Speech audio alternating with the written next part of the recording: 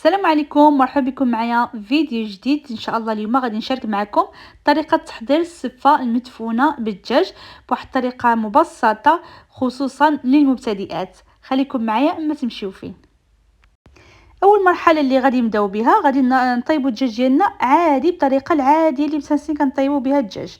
غادي ناخذ واحد الطنجره وغادي نوضعوا فيها الدجاج اللي ديجا انا هنايا غسلته بالحامض والملحه، وغادي نضيف عليها واحد 3 ديال البصلات، وغادي نوضعوه على العافيه تكون مهيله، وغادي نضيف عليه واحد 3 ديال دروسه ديال الثوم والعطريه اللي مولفين كنوضعوها في الدجاج. انا ما غاديش نضيف الملحه حيت كيف ما قلت لكم انا غسلته بالملحه مزيان، غادي نتفادى الملحه.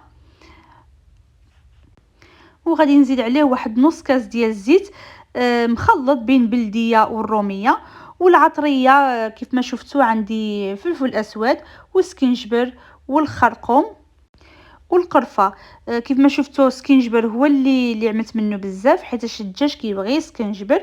وغادي نضيف عليه واحد قطيره ديال الماء، غير واحد شويه ديال الماء غير باش تمرق داك الدجاج وما تحرقناش العطريه. على بعد ما كيتشحر لنا الدجاج غادي نوجدوا هنايا الزبيب، غادي نوضعوه في واحد الزلافه وغادي نغرقوه بالماء. وكذلك عندنا هنايا اللوز غادي نسلقوه في الماء.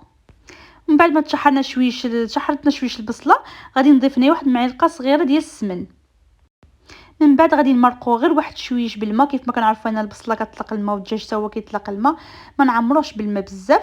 ودرنا هنا شويش ديال المعدنوس. من بعد ما طاب الدجاج ديالنا على العافيه مهيله حيدناه وخلينا غير ديك البصله باش نشحروها ونعسلوها. انا ضفت هنا واحد شويه ديال الزبيب مع البصله، وغادي نضيف عليه واحد 2 معالق كبارين ديال العسل. اللي ما عندش العسل ممكن يضيف السكر. وغادي نخلطو غادي نخليها حتى تتعسل مزيان. دابا غادي نمشيو للمرحله الثانيه اللي غادي نوجدوا فيها الشعريه ديالنا. اول حاجه غادي نوضعوا 2 معالق كبارين ديال الزيت بلديه بها باش نحربلو الشعريه باش ما تعجنش الشعريه الساعه اللي غادي نبغيو نبخروها. بهذه الطريقه باش كل حبه كيدخل فيها داك الزيت. ومن بعد غادي نوضعوها في الكسكاس. كيف ما كتشوفوا هذه البرمه عملت فيها الماء وكسكاس وضعت فيها الشعريه، ودابا غادي نعملها تبخر. وهذه البصله ديالنا من بعد ما تشحرت مزيان. هذه اول تبخيره من الشعريه من بعد ما خليتها واحد 4 ساعات وهي كتبخر. دابا وضعتها في واحد البانيو وكبيت عليها الماء بارد، ما يكونش سخون، الماء بارد، واحد نص لتر ديال الماء. من بعد غادي نوضعها في القصعه، غادي نقطرها وغادي نوضعها في القصعه وغادي نطلقها غير بالمغروفه حيت كتكون سخونه.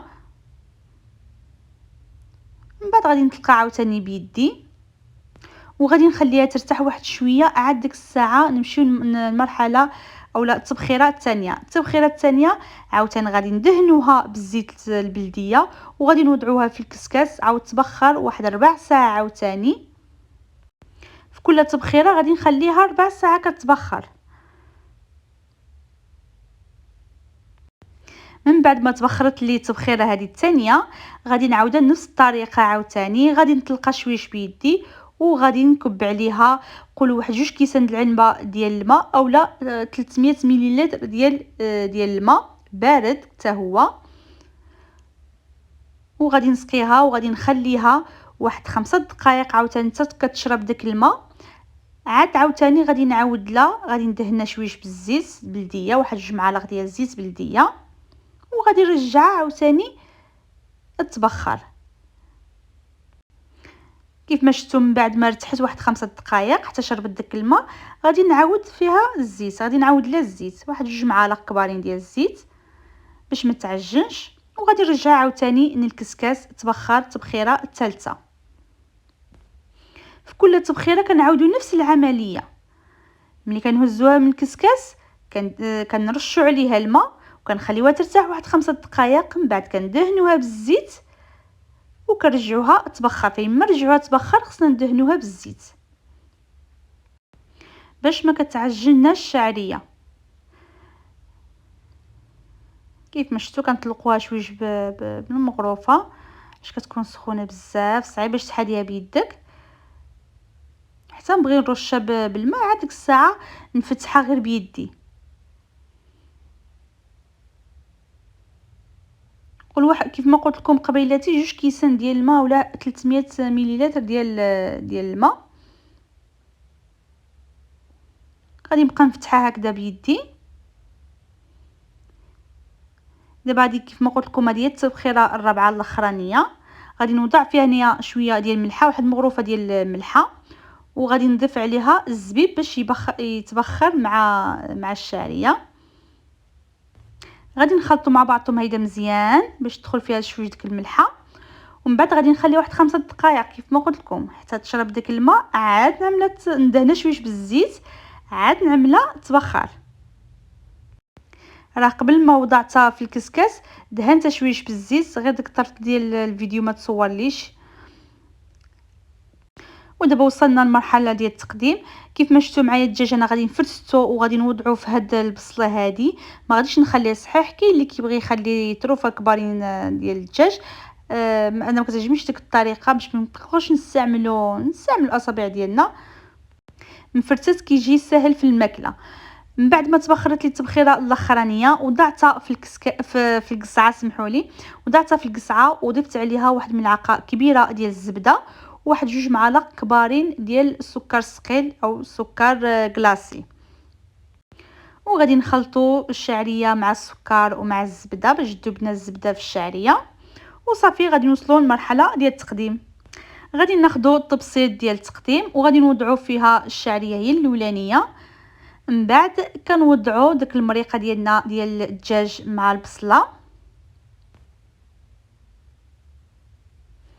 يعني كنعملوا الطبقه الاولانيه ديال الشعريه ومن بعد فوق منه كنعملوا الدجاج. وغادي ندردر عليه داك اللوز اللي ديجا حمصته، سلقته وحمصته وهرمشته باش يجي لذيذ. وعاد غادي نضيف الطبقه الاخيره ديال السفه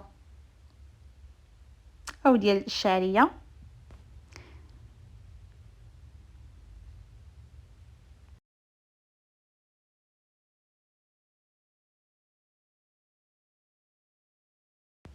وهنايا كنت خليت واحد شويش ديال اللوز صحيح وضعته في الراس ديال السفه.